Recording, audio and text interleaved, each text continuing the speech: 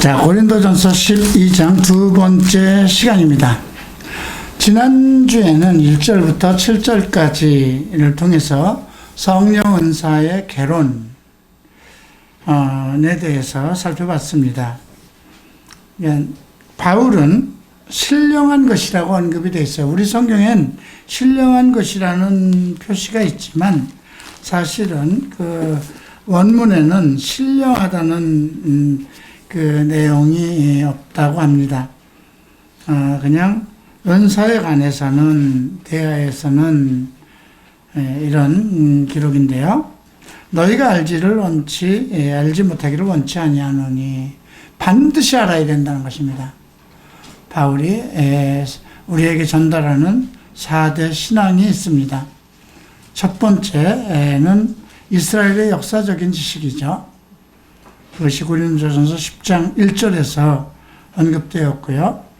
그 다음에 이스라엘의 구원, 로마서 11장 25절에서 이스라엘은 하나님의 자녀이기 때문에 전인 구원될 것에 대해서 언급했고요. 그 다음 이제 보편적인 우리 크리스천들이 꼭 또 알아야 될 것은 신령한 은사입니다. 영적인 은사입니다. 이것은 이제 교회에 부어준 성령 세례를 통해서 나타나는 성령의 능력이죠. 그 다음 데살로니가 4장 13절에서 언급된 이제 부활 신앙이죠. 이렇게 네 가지 바울이 언급한 반드시 알아야 되는 것, 이런 것을 이제 우리가 그 중에서 오늘 성령 은사에 관한 것을 공부합니다. 자, 성령 은사를 알면서 우리가 알아야 될 것은 우리는 성령 은사와 관계없었던 사람들이라는 겁니다. 이방인에 속한 사람들이기 때문에 예수 그리스도로 말미암아 복음이 전 세계 모든 사람들에게 전파되었기 때문에 우리가 성령 은사에 참여할 수 있었던 것이지, 우리는 원래 이방인이라는 것입니다. 하나님에 대해서 알지도 못하고 하나님을 예배할 수도 없고 또 거룩할 수도 없고 의로울 수도 없고 죄인으로 태어났다 죄인으로 죽을 수밖에 없는 이방인이었다는 것이죠. 그러나 우리가 예수를 믿음으로 하나님의 자녀가 되었기 때문에 이제 그 은사를 받을 수 있다는 것입니다. 그래서 우리가 과거에는 어쩔 수 없이 우상이 이끄는 대로 살아갔다는 겁니다. 우상이라는 것은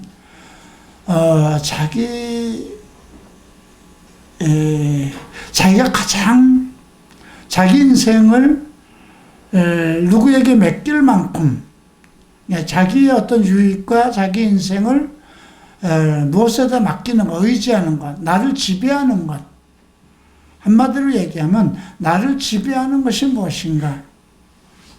예수 그리스도를 내가 주로 믿고 성령이 나를 지배한다면, 그 사람은 이제 이방인이라는 소리를 들을 수 없죠.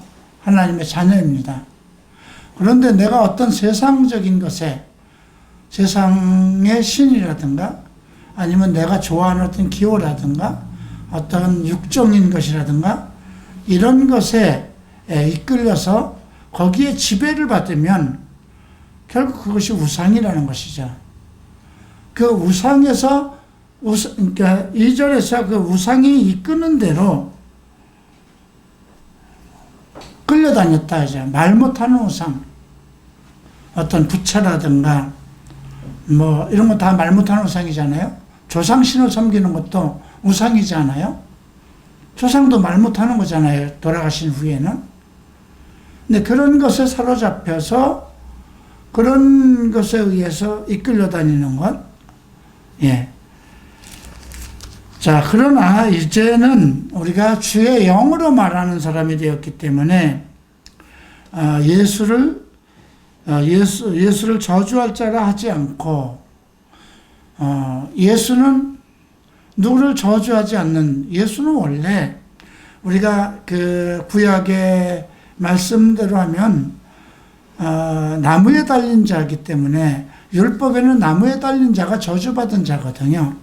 그러니까 예수는 율법에 의해서 저주받은 자예요.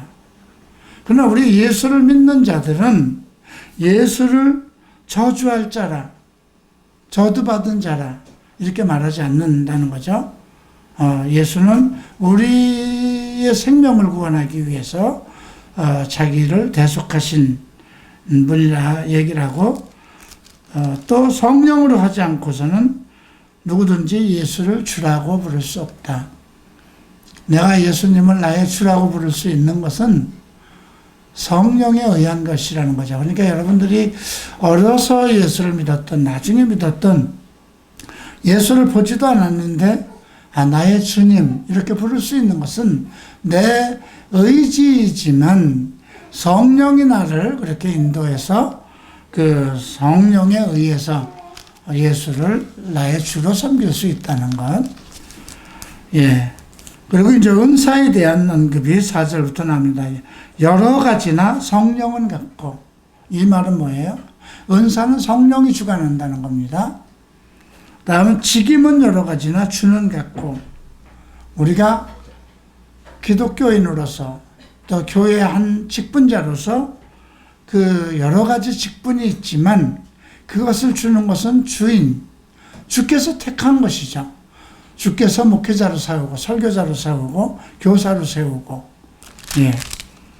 또 역사는 여러 가지나 모든 사람 가운데 역사하시는 하나님은 같으니, 그죠? 많은 사역이, 많은 역사가 일어납니다. 사람을 통해서, 교회를 통해서. 그러나 모든 사람 가운데 역사하는 것은 하나님. 이렇게 성부, 성자, 성령이 소개되었습니다. 그리고 7절 함께 읽을까요?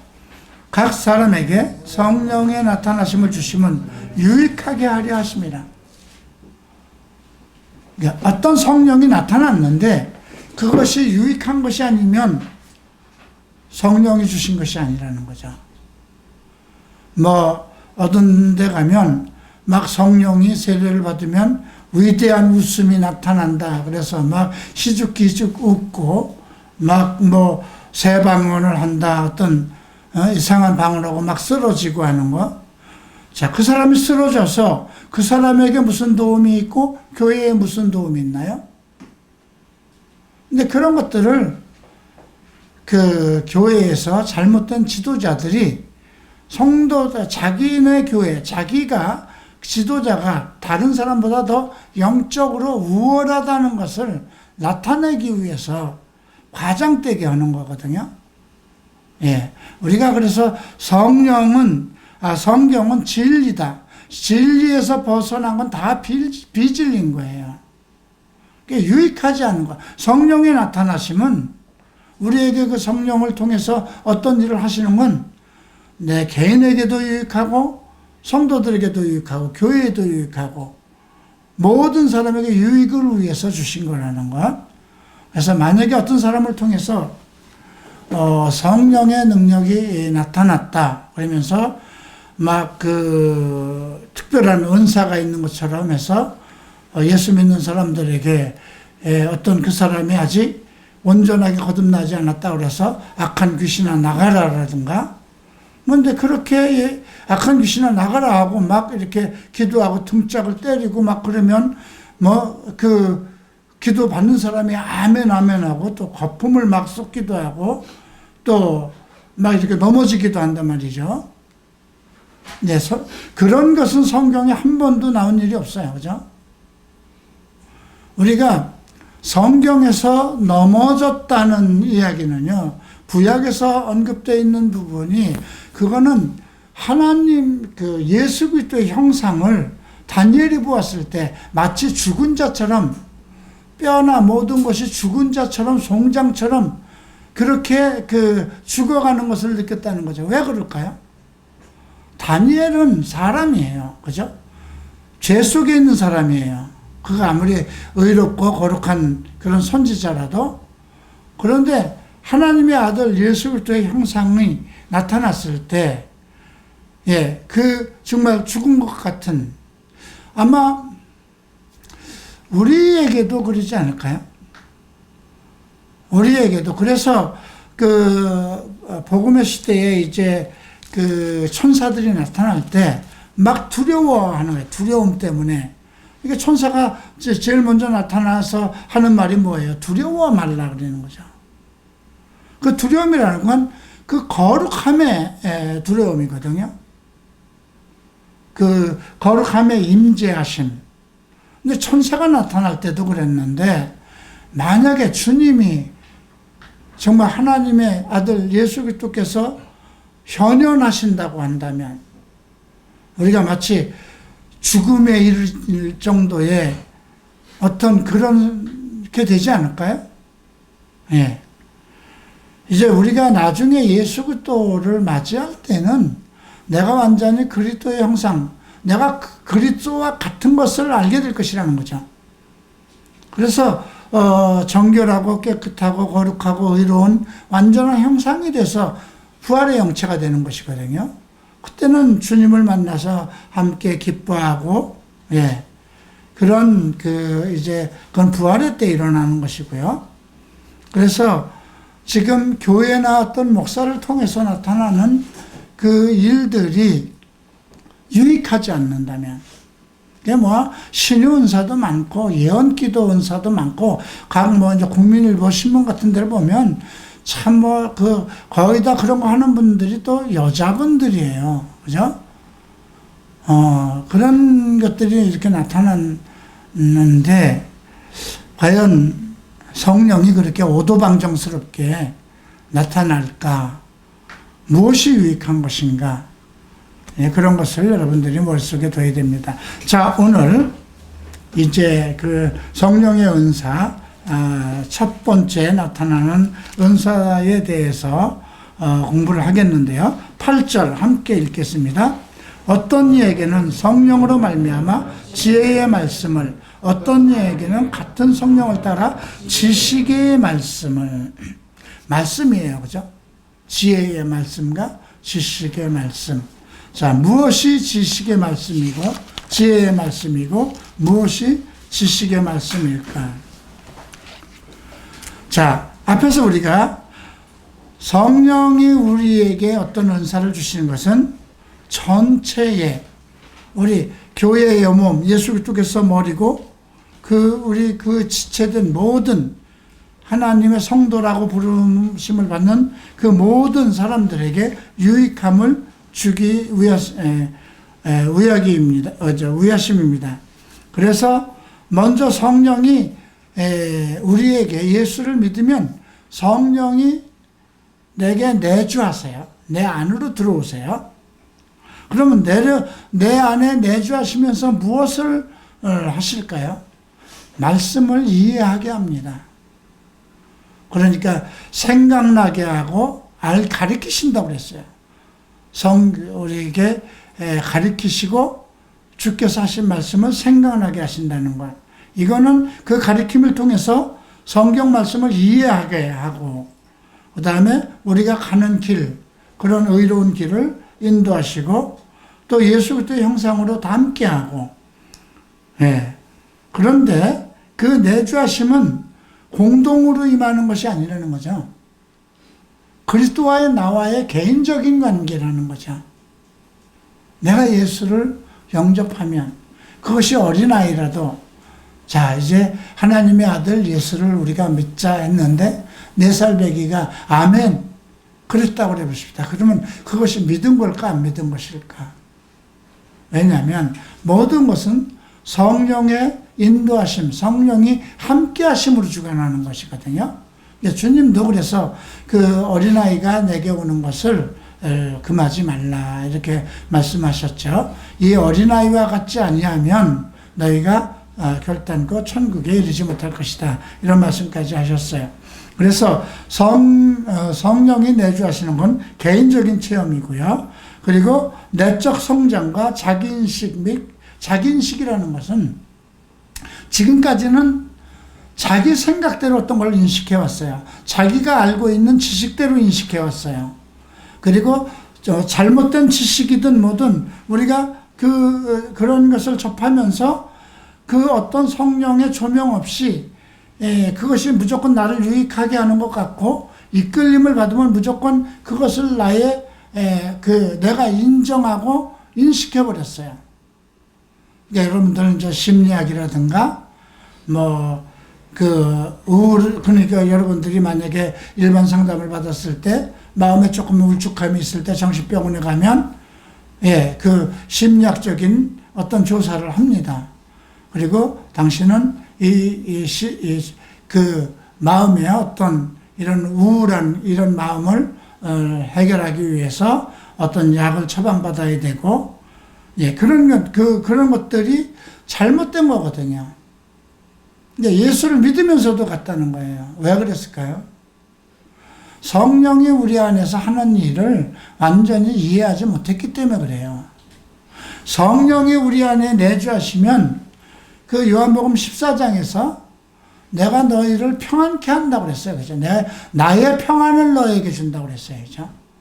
나의 평안은 세상이 주는 것과 다르다고 그랬어요. 세상이 주는 것은 재물과 지위가 이런 것들이죠. 그래서 일시적으로 평안한 거예요. 근데 하나님의 주신 평안은 그리스도를 우리가 주로 믿기 때문에 그분이 나를 돌보신다는 그 믿음 안에서 내가 모든 것을 그 주의 성령에 의해서 평안함을 누릴 수 있는 것이거든요. 또 요한복음 15장에서 기쁨에 대해서 언급하고 있어요. 내가 이런 것을 미리 너희에게 이르면 너희로 기쁨을 얻게 하려 함이라. 성경을 지금 성령에 대해서 그리스도와 우리와의 관계가 포도나무와 포도가지의 그런 관계, 그런 것들을 성령을 통해서 가르쳐주는 그 이유, 그것은 우리로 기쁨을 얻게 하기 위해서. 그래서 이미 우리는 예수 그리스도로 말미암아 평안함과 기쁨을 얻고, 또 성령은 반드시 우리를 진리 가운데로 인도합니다. 진리라는 건 비진리의 반대잖아요. 그죠? 그러니까 잘못된 것에 대해서 판단 능력이 생긴다는 거예요. 인지 능력이 생긴다는 건. 이건 아니야. 근데 여러분들이 사람들에게도 이제 많이 속잖아요. 그죠? 사업을 하는 사람들이 사람에게 잘못 이끌려서 사기도 당하고, 그죠? 돈도 투자하고, 망하고. 근데 그 크리스천들도 그렇다는 거죠. 근데 성경은 반드시 진리의 성령이 너희에게 오시면 너희를 모든 진리 가운데로 인도한다는 거예요. 모든 진리 가운데로 인도한다는 건 비진리 속에 이끌려가지 않도록 한다는 거예요. 그게 성령의 역사거든요. 그래서 사람하고 대화를 해보면 이 사람이 뭔가 잘못된 것이구나. 이 사람이 좀 온전한 지식을 가지고 있지 못하구나. 이단에 빠져 있는 거구나. 부활에 대한 신앙도 알지 못하는 거구나. 구원에 대한 확신도 없는 거구나. 이런 것을 알게 되고, 이제 그런 사람들이 주로 나타나는 것은 성도들과의 어떤 그 유대 관계, 자기의 유익을 위해서 구하는 어떤 그 자기 파벌 중심의 어떤 공동체 구성들, 이런 것들을 하게 되거든요. 그래서 각 교회마다 자꾸 파벌이 생기는 거잖아요. 그래서 우리가 성령이 우리에게 내주하시면 내적 성장을 이루게 되고 자기인식의 발전, 점점 무엇을 인식하고 무엇에 대해서 판단할 수 있는 능력이 정말 온전하게 된다는 것입니다. 다음에 이제 성령 충만에 대해서 잠깐 설명하고 지나가죠. 성령 충만은 우리 안에 있는 성령을 해방시키는 것이다 생각하면 돼요. 성령이 이미 우리 안에 계시잖아요. 그죠? 우리가 예수를 믿을 때 성령을 주셨어요. 내주하세요. 그런데 이제 하나님께서 나를 통해서 어떤 일을 하려면 나에게 성령을 계속 부어줘요. 그러면 충만하게 되죠. 내 안에 성령이 충만하게 되고 그 충만함이 이렇게 넘쳐 흐르는 것, 해방되는 거예요. 그래서 이거는 많은 사람들에게, 교회와 성도들에게 아니면 비성도들에게도 유익을 주는 것입니다. 그래서 병을 고칠 수 있게 병을 고치기도 하고, 예, 그 여러 가지 은사를 통해서 나타나는 거죠. 그다음 이제 마태복음 7장을 보면 주여 주여 하는 자들이 모두 천국에 들어갈 것이 아니요 오직 하나님의 뜻대로 하는 자이다. 이게 많은 사람들이 주 앞에 와서 내가 주의 이름으로 복음을 전하기도 하고 병을 고치기도 하고 귀신을 쫓아내지 않았습니까? 이렇게 얘기하지만 주께서 하신 말씀은 내가 너희를 도무지 알지 못한다. 내게서 떠나거라. 그들 가리켜서 그 패역한 자들, 행악을 하는 자들이라 이렇게 얘기를 했거든요. 근데 어떤 은사와 뭐 예언을 하고 병을 고치고 귀신을 쫓아내는 능력이 있었다면 반드시 그들도 예수 이름으로 했을 거예요. 그런데 그것은 은사를 악용하는 거잖아요. 내게 주신 은사는 많은 사람들에게 유익을 주기 위한 거라고 전제가 됐어요. 그죠? 자, 내가 나에게 가르치는 은사를 줬다면, 나에게 성경을 가르치는 은사를 줬다면 이것이 여러분들과 우리 교회에 유익하게 돼야 되는 거예요. 그죠? 나를 위한 것이 아니잖아요. 그런데 막 설레게 하고 사람들을 들뜨게 만들고 그렇게 어떤 잘못된 걸로 몰고 간다는 것은 은사를, 자기가 주신 은사를 악용하는 거죠. 모든 은사는 그 은사에 나타나면 모든 사람들에게 유익을 주고 그걸 통해서 누가 영광을 받아야 돼요? 오직 그리스도께서 영광을 받으셔야 되는 거거든요. 그런데 내가 어떤 귀신을 쫓고 병을 고치는 걸로 해서 자기를 높이는 거라면 비록 그것이 예수 이름으로 했다 하더라도 자기가 드러나면 안 되는 것이죠. 그래서 은사를 악용하는 사람들이 있고요. 또 한 가지, 자, 요한복음 15장 26절을 좀 보십니다.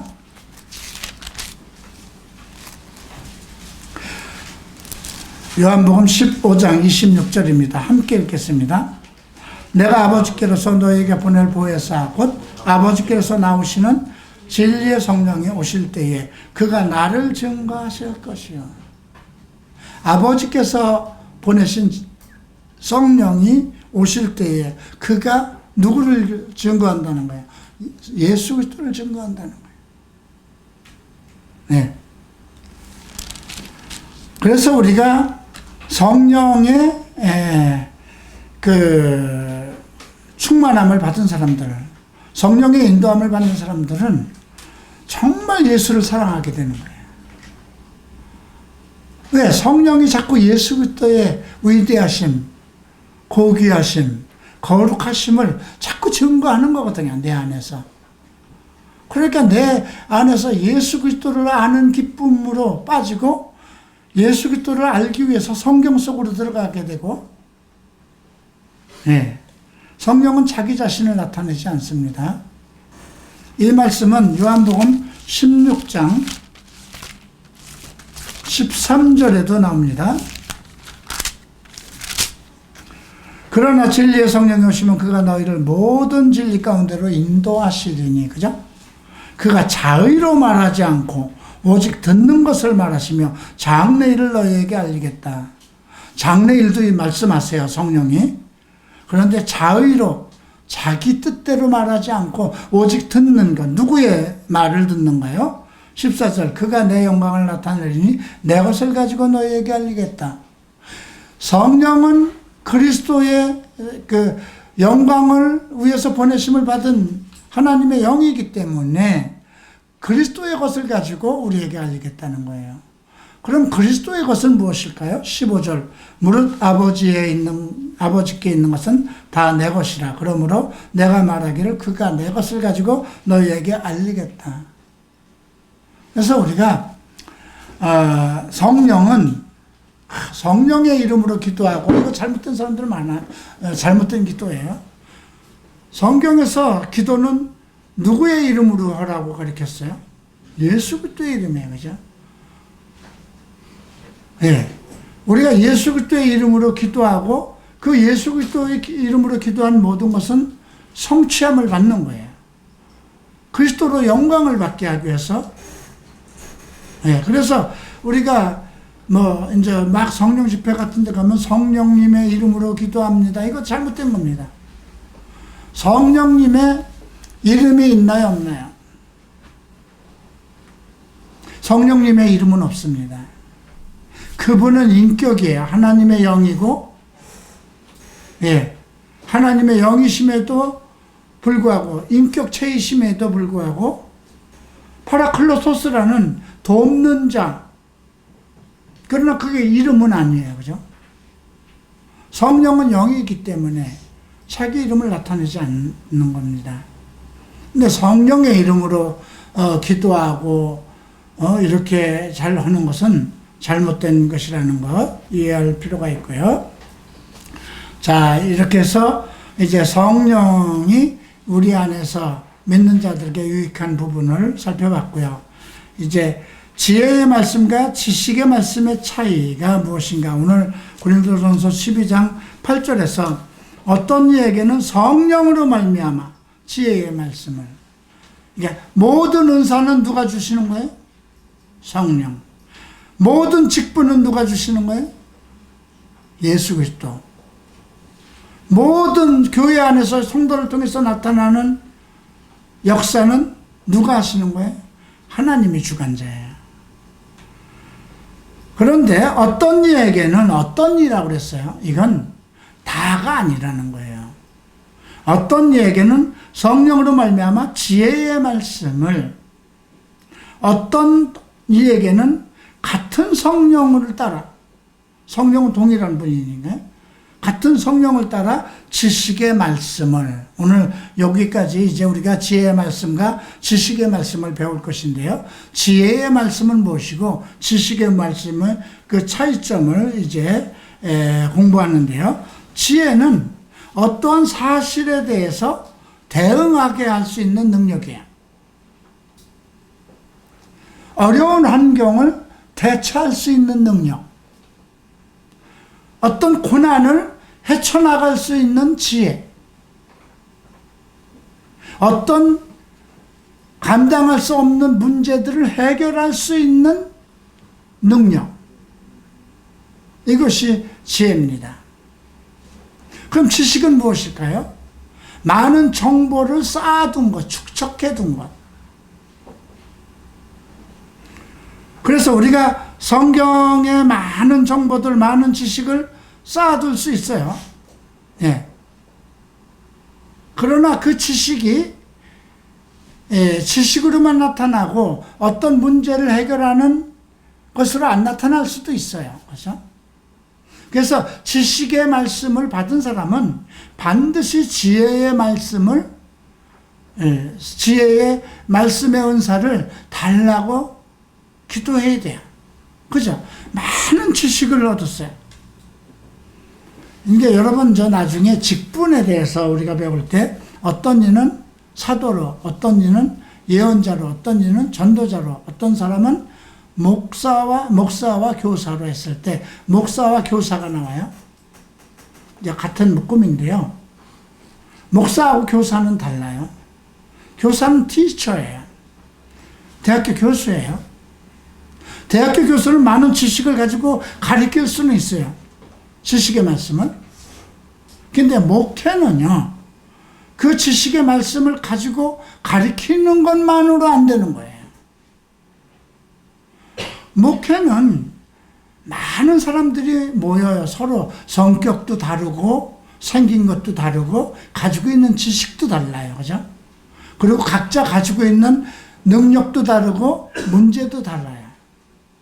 그 사람들을 오케스트라의 한 그 연주자로 다 각양각색의 소리를 낼 수 있고 화합할 수 있도록 이끌어가는 그것이 있어야 목회가 돼요.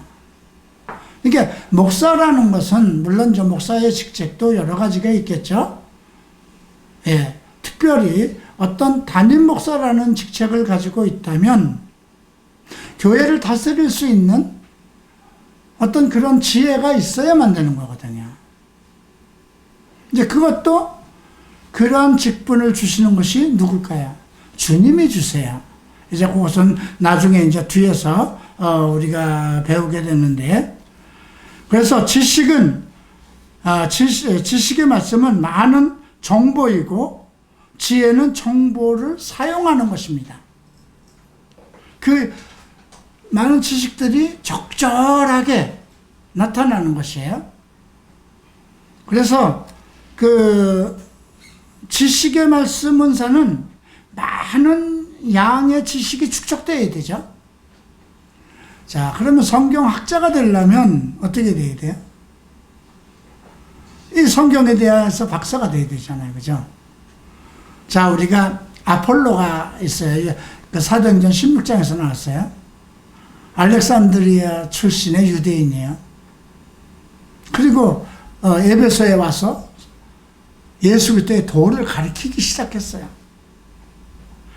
근데 너무 잘 가르치는 거예요. 그런데 뭔가 부족해서 아굴라와 브리스가가 내려가서 이제 예수 그리스도에 대해서, 예수 그리스도로 말미암는 성령에 대해서 가르친 거예요. 성령 세례. 그에게는 성령 세례가 임하지 않았던 거예요. 예수 그리스도의 도까지는 가르치는데 지식은 그럴 수가 있어요. 자, 여러분들이 만약에 불교에 대해서 어떤 지식을 공부하면 그 지식을 얘기할 수는 있어요. 그죠? 지금 돌이라는 이영호 교수가, 그분도 뭐 대한신학교를 졸업했다고 그래요. 그리고 동양 철학의 대가라고 그럽니다. 박사학위를 받았으니까. 한의사까지 공부해서 오행 그 모든 것을 공부해서 한의사 자격증까지 받았어요. 그래서 옛날에 김대중 씨나 이런 재벌들, 그들을 이게 뭐 건강에 대해서, 묘자리에 대해서 그런 걸로 해서 고문 역할, 자문 역할들을 해서 명성을 떨치던 사람입니다. 그런데 도월서원이라는 자기 건물에서 도월서원을 만들어 놓고 고린도전서 바울 서신을 가리킨다는 거죠.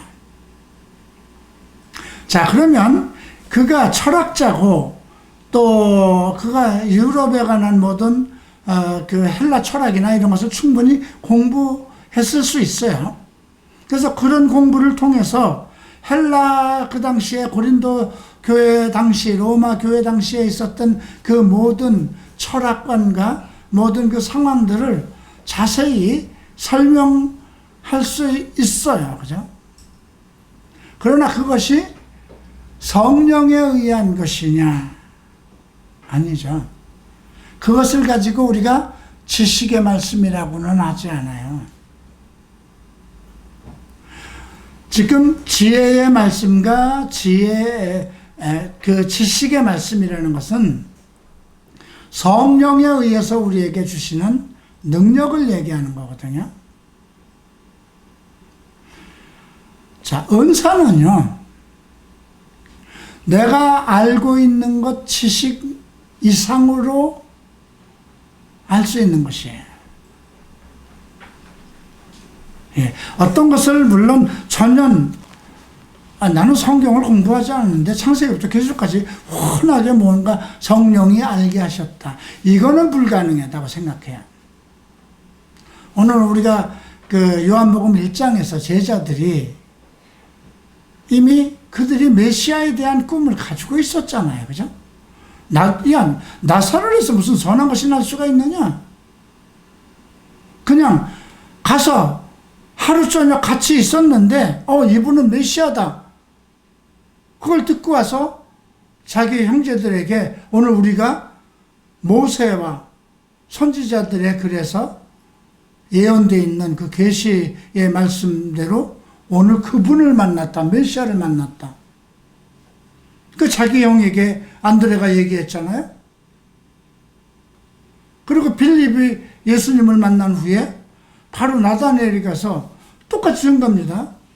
예, 모세와 선지자의 글에 기록되어 있는 그 메시아를 만났다. 자, 그에게 먼저 무엇이 나타났을까요? 예수 그리스도께서 아무 말씀도 안 했었을까요?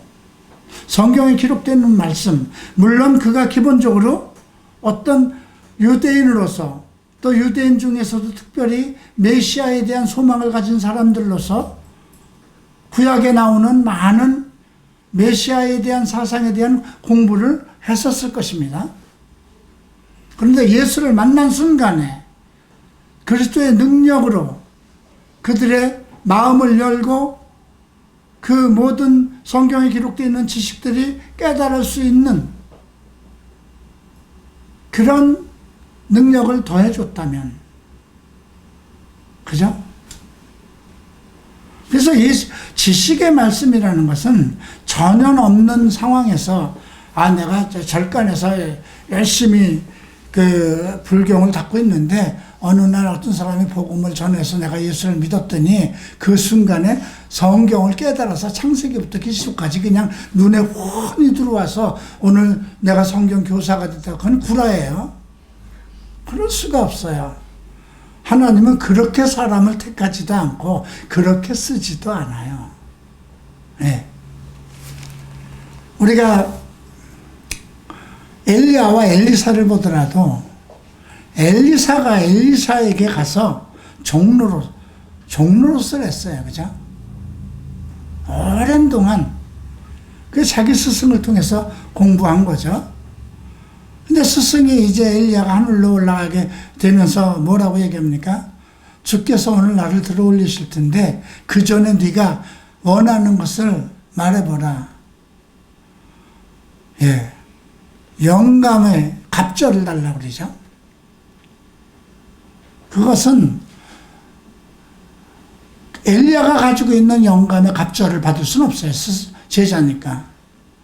그것은 이제 이스라엘의 장자권을 얘기해요. 2배, 갑절을 달라는 것은 장자에게는 2배를 주는 거거든요.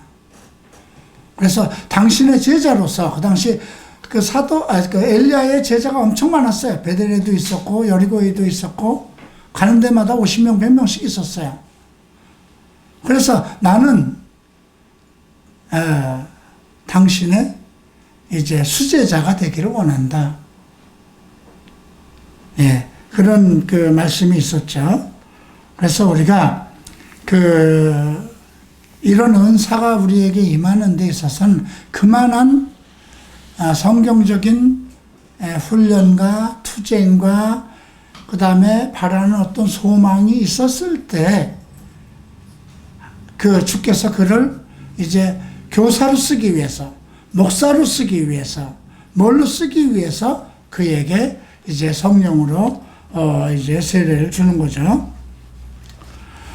자, 우선 이제 다음 페이지에 보면 지혜의 말씀의 은사를 보겠습니다. 자, 지혜의 말씀의 은사, 지혜와 지식의 차이는 앞에서 우리가 공부했습니다. 시편 111편을 좀 볼까요? 시편 111편 10절 마지막 절입니다. 자, 함께 읽겠습니다.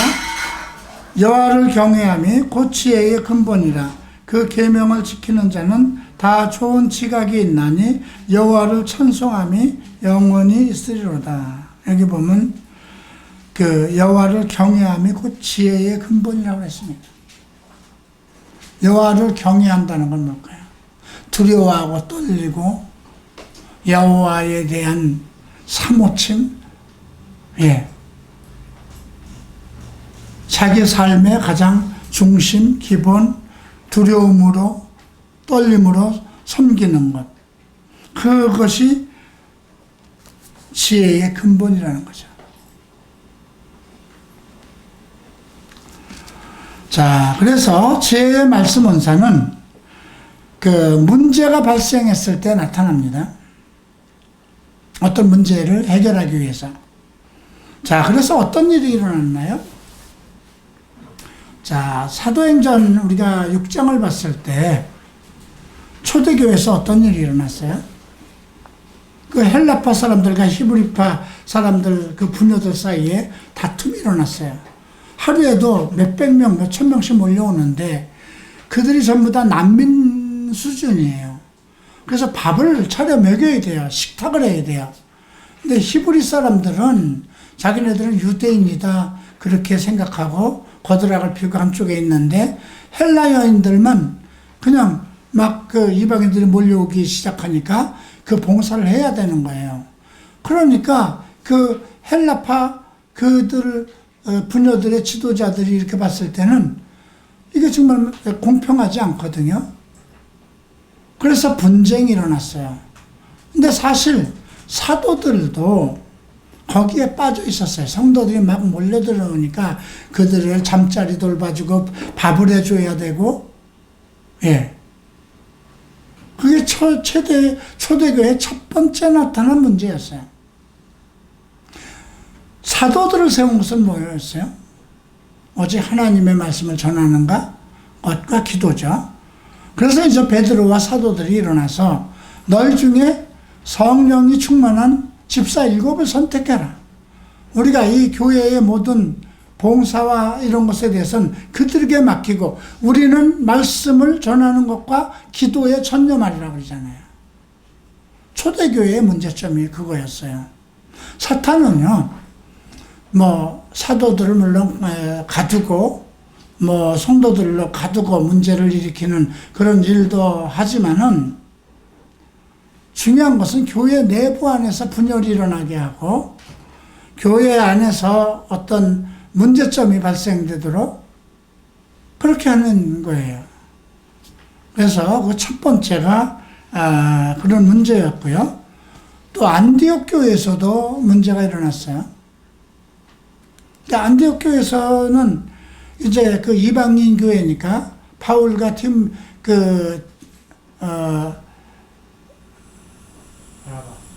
바나바가 교회를 개척한 겁니다.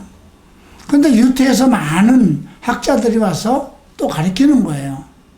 근데 그들이 가르친다는 것도 잘못된 겁니다. 거기에 와서. 그러면서 어떤 얘기를 하냐면 일단 예수를 믿어서 하나님의 자녀들이 되었으니까 모세의 율법대로 할례를 받는 것이 옳다. 이것 때문에 분쟁이 일어나거든요. 그래서 한참 동안 바울과 바나바와 그 유대인들 사이에 예루살렘 공회에서 막 분쟁이 일어난 거예요. 그 다툼이 일어난 거예요. 그때 베드로가 일어난 거잖아요. 하나님께서 너희들 중에 나를 택했다, 택함을 얘기해요. 네, 이방인에게 복음을 전하기 위해서. 그래서 그거는 할례를 받았든지 안 받았든지 우리가 복음을 듣고 예수 그리스도의 복음을 듣고 믿으면 구원을 받는 거거든요. 그래서 그걸 위해서 나를 택하였다는 거죠. 그 말 한마디에 해결이 됩니다. 근데 또 한 가지 해결되지 않은 것이 있었어요. 유대인들과 이방인들의 문화의 차이였어요. 이방인들은 피도 먹을 수 있었고요. 음행도 했고요. 뭐 동성애에 빠지기도 하고. 예. 근데 유대인들은 그 거룩함을 지켜야 되는 거기 때문에 뭐 그런 것을 할 수 없는 거예요. 나무에 달린 것들, 그런 것들을 뭐 죽은 거, 저주부, 그런 것들을 함부로 그 유대인들은 하지 않는 거예요. 그러니까 같이 할 수가 없는 거예요. 우리가 만약에 한 교회 안에 어떤 사람은 막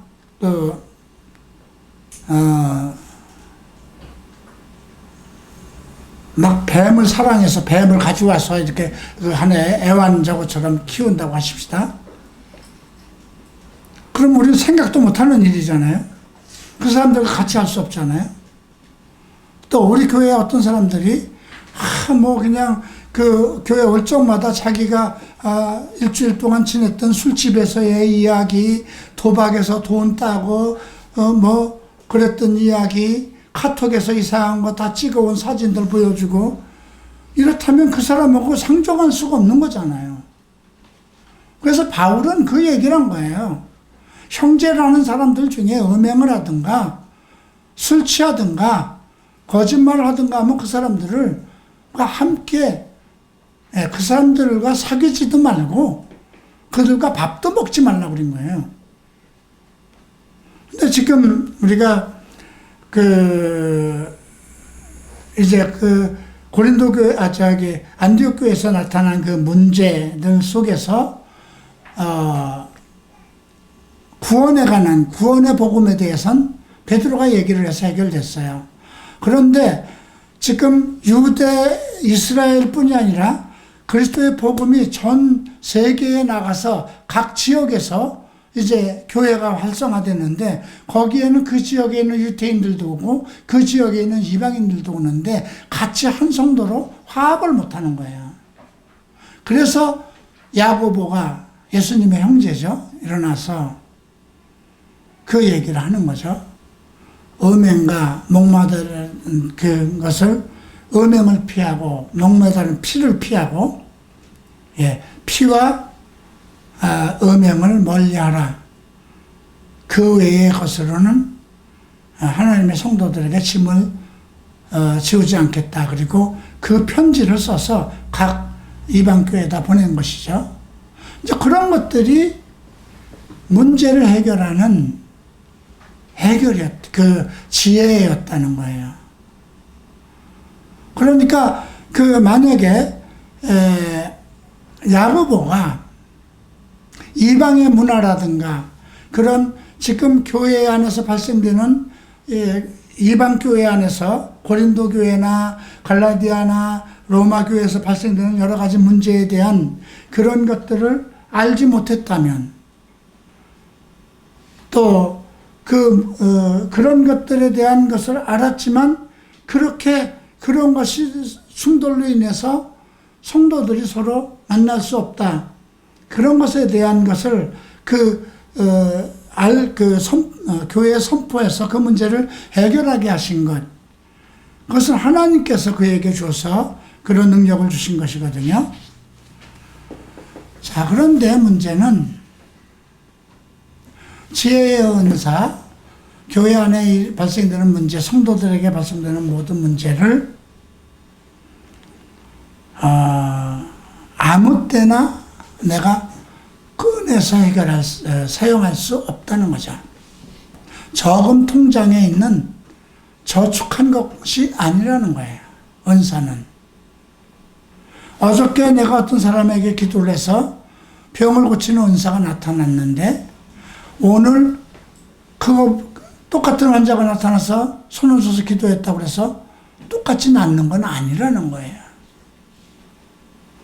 우리가 바울의 제자 디모데가 항상 위에 고통을 가지고 위병이 났어요.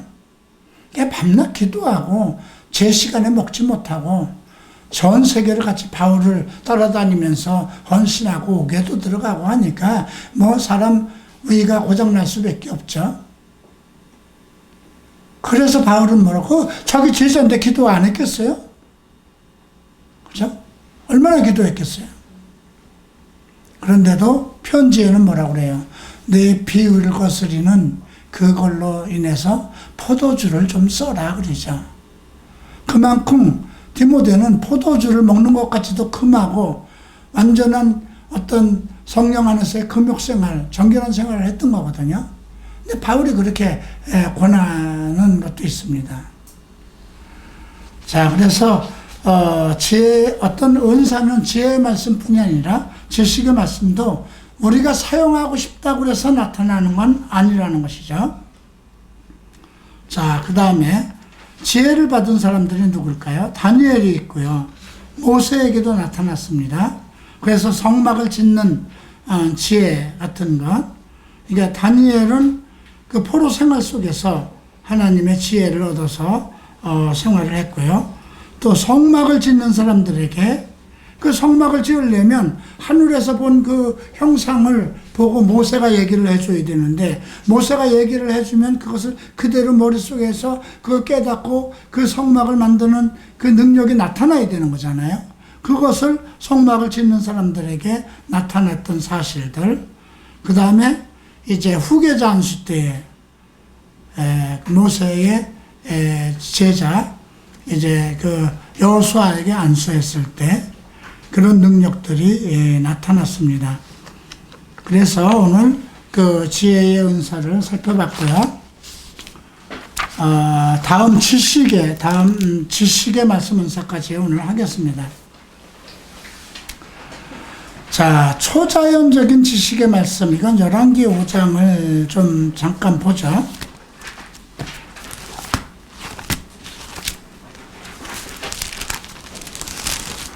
열왕기 5장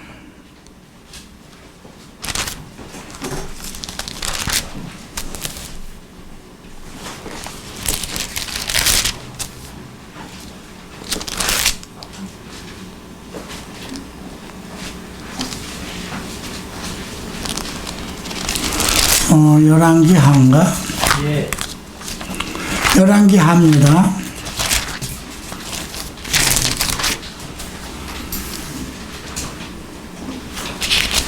26절.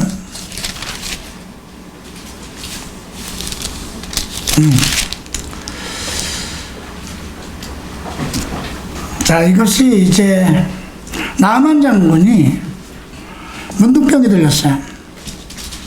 그런데 그 여종 하나가, 이스라엘에서 잡혀온 여종 하나가 우리 주인에게 가서, 이스라엘의 우리 주인에게 가서 몸을 보이면 좋겠습니다. 이렇게 해서 그 나아만 장군의 초를 통해서 이제 나아만 장군에게 전달됐고, 나아만 장군은 이제 왕에게 구해서 선물을 바리바리 싸들고 이제 왕의 친서를 받아서 이제 그 이스라엘로 왔습니다.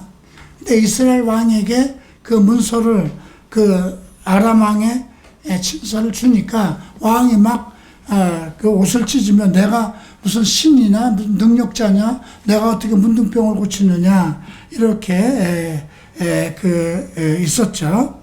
그때 이제 그 8절을 보면 하나님의 사람 엘리사가 이스라엘 왕이 자기 옷을 찢었다함을 듣고 왕에게 보내요. 왕이 어찌 옷을 찢었나이까? 그 사람을 내게 오게 하소서. 저가 이스라엘 중에 선지자가 있는 줄을 알리이다. 예.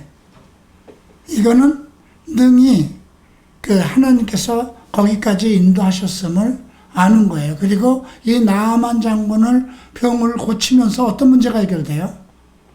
전쟁에서 멈추게 되는 거잖아요. 그죠? 그런데 이제 나아만 장군을 오자마자 문도 안 열어보고, 자, 요단강에 가서 7번 몸을 담그세요. 그랬더니 막 화를 내죠. 우리 아람에는 이거보다 더 좋은 깨끗한 강이 있는데 이게 뭐 하는 거냐 이랬을 때 그 하인이, 아니 이거보다 더 힘든 일을 시키면 어땠을 뿐입니까? 그 7번 물 담그는 거 어렵지 않지 않습니까? 그렇게 해서 이제 병이 났어요. 그리고 이제 가면서 이제 선물을 주려고 하니까 엘리사가 안 받아요. 근데 그 옆에 있었던 게하시라는 종이 막 속이 부글부글 끓는 거예요. 뭐 선지자가 그때 무슨 호화의식하면서 살았겠어요? 그냥 생기면 먹고 안 생기면 굶고 금식하고 그러고 그러면서 살았겠죠. 청년결먹게 살았겠죠. 그러면 그 밑에서 같이 살아가는 게하시도 종도 따라서 같이 고생이잖아요. 근데 엄청난 금 퇴물들을 가져와서 그걸 상납하려고 그러는데 안 받는 거예요. 그러니까 이제 나아만 장관이 떠난 후에 이제 쫓아갑니다. 내가 결단코 가서 이제 그걸 받아와야 되겠다 하고, 이제 그 20절을 보면 하나님의 사람 엘리사가 사원 게하시가 스스로 이르되 내 주인이 이 아람 사람 나아만에게 면하여 주고 그가 가지고 온 것을 그 손에서 받지 아니하였도다. 여호와의 사심을 가리켜 맹세하노니 내가 저를 쫓아서 무엇이든지 그에게 취하리라 하고 나아만 뒤를 쫓아갑니다. 그리고 이제 나아만이 맞죠. 그러면서 지금 선지자 생도가 두 명이 에브라임 산지에서 왔는데 은 한 달란트와 옷 2벌을 달라 이렇게 거짓말을 합니다. 그랬더니 그 나아만이 2달란트를 줍니다. 두 사람이 왔다고 그랬으니까 참 그 게하시가 영리해요. 2달란트를 달래면 너무 크고 1달란트를 하면은 둘 줄지도 모르니까 그러니까 나아만은 2달란트를 주면서 은 2달란트를 전대에 넣어주고 2벌의 옷과 함께 그에게 줬어요. 그리고 나서 이제 게하시가 물건을 두 사원의 손에서 취해서 자기 집에다 감추고 이제 저희를 보냈습니다. 그리고 이제 그 자기 주인 엘리샤 앞에 딱 섰더니 내가 어디서 오느냐 그랬더니 아무데도 가지 않았습니다. 이렇게 시침을 딱 대죠. 네, 26절, 27절 함께 읽습니다. 엘리샤가 이르되 그 사람이 수레에서 내려 너를 맞을 때에 내 심령이 감각되지 아니하였느냐. 지금이 어찌 은을 받으며 옷을 받으며 감람원이나 포도원이나 양이나 소나 남종이나 여종을 받을 때냐. 그러므로 나아만의 문둥병이 내게 들어 내 자손에게 미쳐 영원토록 이르리라. 게하시가 그 앞에서 물러나오매 문둥병이 발하여 눈같이 되었더라. 근데 26절을 보면 조금 달라요. 그죠? 나아만한테 받은 건 뭐예요? 은 2달란트하고 옷 2벌을 받은 거예요. 그죠? 그런데 여기에는 이렇게 기록되어 있어요. 내가 은을 받으며 옷을 받으며 이거는 뭐 숫자를 얘기하는데도 맞는 건데 감람원이나 포도원이나 양이나 소나 남종이나 여종을 받을 때냐. 이건 안 받은 거잖아요. 그죠? 이거는 게하시의 머릿속에 있었던 걸 얘기하는 거예요. 와, 내가 가서 은 2달란트만 받고 그러면 내가 이제 여기서 이렇게 종로트 할 게 아니라 가서 내가 감람원도 만들고 포도원도 만들고 양과 소를 다 사고 그리고 남종이나 여종을 많이 부려야 되겠다. 이렇게 마음 먹었던 거거든요. 그래서 엘리샤가 얘기한 거예요. 내가 지금 나아만을 만났을 때 내가 내 심령에 내 심령이 감각되지 않았느냐. 양심에 찔리지 않았느냐? 나만을 만나는 순간에 내 심령, 바울이 그 청교라고 가르친 그러한 그 모든 것, 그런 것에 비해서 자기가 하는 것이 정말 거짓되고 세속적인 거잖아요. 그랬을 때 내가 감각되지 아니하느냐? 하나님께서는 이미 그 사람에게 양심의 가책을 받도록 하셨음에도 불구하고 이 게하시는 그걸 저버리고 자기의 욕망을 이루기 위해서 했다는 것이죠. 이것이 이제 그 지식의 말씀, 다른 사람 마음속에 있었던 그 지식, 그 어떤 생각들, 그런 것을 환히 볼 수 있는 것, 이것이 지식의 말씀 중에 하나고요. 열왕기요 6장을 봅니다. 10절부터 12절까지 보면 이제 아람하고 계속 전쟁이 붙습니다. 8절에 보면 때에 아람 왕이 이스라엘과 더불어 싸우며 그 신복들과 의논하여 이르기를 우리가 아무데 진을 치라 하였더니 하나님의 사람이 이스라엘 왕에게 기벌하여 가로되 왕은 삼가 아무 곳에도 지나지 마소서. 아람 사람이 그곳에 오나이다. 하나님의 사람 누구예요? 엘리야예요. 엘리사예요. 근데 그 적군의 왕이 아람 왕이 야 이제 아람 왕이 인류 이렇게 지나갈 거니까 여기에다 진을 쳤다 오면 죽이자 이렇게 해놨는데 그 엘리샤는 그걸 훤히 다 보고 있는 거예요. 그래서 이제 10절에 보면 이스라엘 왕이 하나님의 사람이 자기에게 구하여 경계한 곳으로 사람을 보내어 방비한기가 그들이 진을 치고 공격하려고 하는 데마다 이스라엘 군사를 보내서 방비하기 시작한 거예요. 그랬더니 아람 왕이 마음이 번뇌하여 그 신복들을 불러 우리 중에 누가 이스라엘 왕과 내응된 것을 내게 구하지 않냐. 우리 중에 무슨 간첩이 있지 않냐. 스파이가 있지 않냐. 내부 고발자가 있지 않느냐 이렇게 물어본 거예요. 그랬더니 신복 중에 하나가 우리 주 왕이여 아닙니다. 오직 이스라엘 선지자 엘리사가 왕의 침실에서 하신 말씀이라도 이스라엘 왕에게 구한다. 이건 뭘까? 아무도 알 수 없는 그런 지식들, 은밀하게 감추었던 사람 속에 있었던 말, 전혀 생각지도 않았던 그 모든 것을 저절로 이해하고 깨닫는 것. 이것이 지식의 말씀의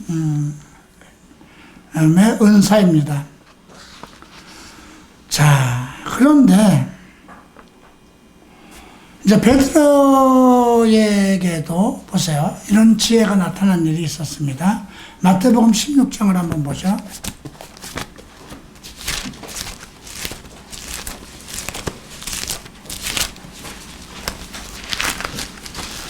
자, 마태복음 16장 16절에 보면 15절에 주께서 묻습니다. 너희는 나를 누구라고 하느냐? 시몬 베드로가 대답하여 그러되 주는 그리스도요 살아계신 하나님의 아들이시니이다. 예수께서 대답하여 바요나 시몬아 내가 보기도다. 이를 내게 알게 한 것은 혈육이 아니요 하늘에 계신 내 아버지다. 예수 그리스도가 그리스도이고 살아계신 하나님이라고 아는 것, 예, 이런 것들, 이것이 이제 베드로를 통해서 나타난 지식의 말씀이고요. 다음 이제 예수님을 통해서 나타난 것을 한번 보십시다. 요한복음 1장을 보죠.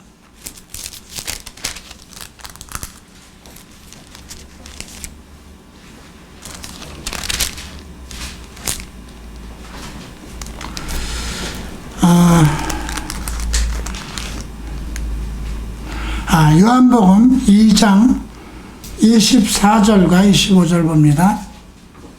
예수는 그 몸을 저희에게 의탁하지 아니하였으니 이는 친히 모든 사람을 아신다고 그랬어요. 사람들에게 자기를 의탁하지 않는다는 건 믿지 않았다는 거예요. 그 모든 사람을 아시며 친히 사람 속에 있는 것을 아심으로 사람에 대해서 아무 증거도 받으실 필요가 없다. 각 사람을 만나는 대로 베드로를 만났을 때든지 빌립을 만났을 때 그 사람의 속을 모두 알 수 있는 것, 예, 이런 것들이 아무도 알 수 없는 것을 알게 된 것, 이런 것들이 이제 그 지식의 말씀이고요. 그 다음에 우리가 사도행전 5장을 보면 그 아나니아와 삽비라가 나옵니다. 재물을 자기의 논밭을 팔아서 하나님께 드리기로 작정을 했다가 팔고 나니까 아까워서 반을 떼고 반만 가지고 이제 베드로에게 가져갔죠. 그는 교회에서 존경받고 싶은 것만 생각했던 거예요. 왜? 바나바가 그 모든 재물을 드리고 나서 존경받는 걸 보고 그랬는데 이것이 전부다냐 물어보죠. 베드로가. 그렇다 하니까 내가 나를 속인 게 아니고 성령을 속인 것이다. 그리고 이제 바로 그러고 나서 성령을 속인 것이기 때문에 그가 이제 죽게 되죠. 근데 또 그 마누라가 또 옵니다. 삽비라가. 그 시신을 들고 나갈 때 들어옵니다. 또 물어봅니다. 내가 이것이 전부냐? 그러니까 맞습니다. 그러니까 내가 어떻게 내 남편과 공모하여 성령을 속였느냐? 그러면서 거기에 대한 이제 하나님의 징벌. 그래서 그 아내도 동시에 죽습니다. 어떻게 알았을까요? 그 반을 감췄을지. 뭐 베드로가 뭐 그 당시 세관원 출신도 아니고 땅값에 대해서 다 아는 것도 아니고 누굴 첩보를 통해서 들은 것도 아니잖아요. 그렇게 그 교회 안에 일어날 수도 있는 여러 가지 문제들, 이런 것들 알게 하시는 것, 이런 것들이 이제 사람의 마음을 알게 하신다든가, 어떤 사건이 일어났을 때 그 사건과 연루된 그 모든 것을 알게 하는 것, 그것이 지식의 말씀 은사입니다. 자, 그러면 우리가 지식의 탐구를 어떤 때에 주실까요? 지식의 탐구. 그러니까 이거는 물론 성경 말씀과 관계되는 거니까, 지식의 말씀이라는 것은 그 각 사람들 마음속에 감춰있던 것, 어떤 문제 속에 감춰있던 것, 그런 것들을 알게 하셔서 그 문제를 해결하게 하시는 거거든요. 근데 그것이 이제, 그러니까 말씀의 은사와 지혜의 은사가 같이 나타날 수가 있는 거예요. 동시다발적으로 나타날 수가 있어요. 그런데 이제 성경을 통해서 나타나는 말씀 은사는 말씀 사역 속에서 나타나지 않나 싶어요. 그래서 말씀을 공부하고 할 때 그 말씀을 충분히 알 수 있는, 기록되어 있는 말씀 그 이면에 있는 하나님의 뜻을 알게 하시는 것. 그것이 이제 어떤 통찰력을 주시는 거죠. 성경은 단순하게 기록이 되어 있는데 그 말씀 속에 내포하고 있는 어떠한 특별한 의미들, 지식들, 이런 것들을 하나님께서 주실 때 이제 성령의 말씀이라고 볼 수 있고요. 자, 우리가 로마서 15장을 봅니다.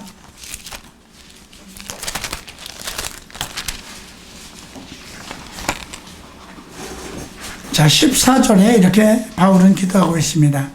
내 형제들아, 너희가 스스로 선함이 가득하고 모든 지식이 차서 능히 서로 권하는 자임을 나도 확신하노라 그랬어요. 로마 교회가 처음에는 복음을 몰랐었어요. 그죠? 복음을 몰라서 동성애자도 나타나고 그냥 무조건 예수천당만 하던 교회인데, 바울의 책만을 듣고 의로움에 대해서, 예수 그리스도의 은혜에 대해서, 복음에 대해서 충분한 공부를 마치고 나서, 그런데 스스로 선함이 가득하고 모든 지식이 차서, 그건 그들에게 하나님께서 많은 지식을 알게 하셨다는 거죠. 서로 권하는 자임을 나도 확신한다, 이렇게 말씀했습니다. 누가복음 11장을 한번 볼까요? 이거는 조금 상반된 이야기이기도 한데요. 율법사들은 성경을 연구하는 사람들입니다. 율법을 연구하는 사람들입니다. 그런데 화 있을진저 너희 율법사여, 너희가 지식의 열쇠를 가져가고 너희도 들어가지도 않고 또 들어가고자 하는 자도 막았느니라. 지식의 열쇠가 뭘까요? 하나님에 대한 지식이죠. 성경에 대한 지식. 이거 지금 오늘날 우리 교회에도 포함되는 것입니다. 목사들이 성경을 가르칠 수 있는 그 지식의 열쇠를 가지고 있는 거예요. 근데 자기도 들어가지 않고, 예수님께서 천국에 대해서 증거할 때, 천국은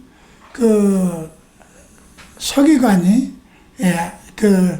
집에 종이 자기 곳간에서, 옛 곳간과 곳간에서, 모든 물건들을 상황에 맞게 가져 나오는 것과 마찬가지다, 이런 말씀을 하신 일이 있어요.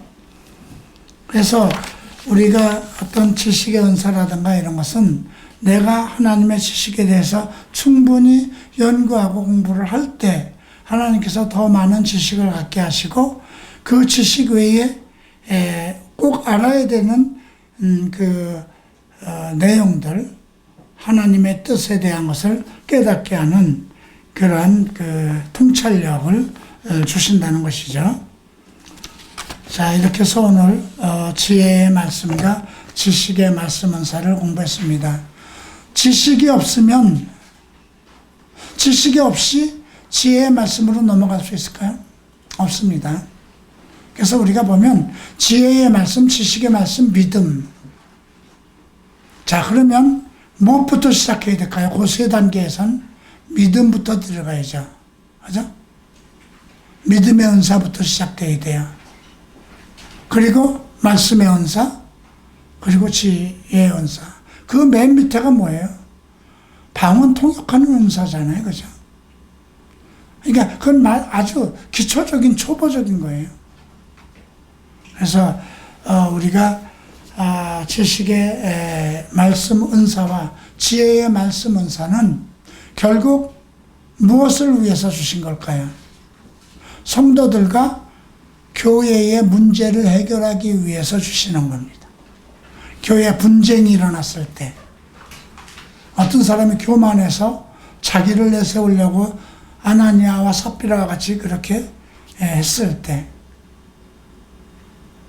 그래서 모든 어떤 지식을 주시고 하나님의 보편적으로 알지 못하는 그런 것들을 그 사람으로 깨닫게 하고 그리고 그 문제를 해결할 수 있는 지혜를 주시는 것이죠. 자, 이렇게 해서 오늘 지식의 말씀 은사까지 살펴봤습니다.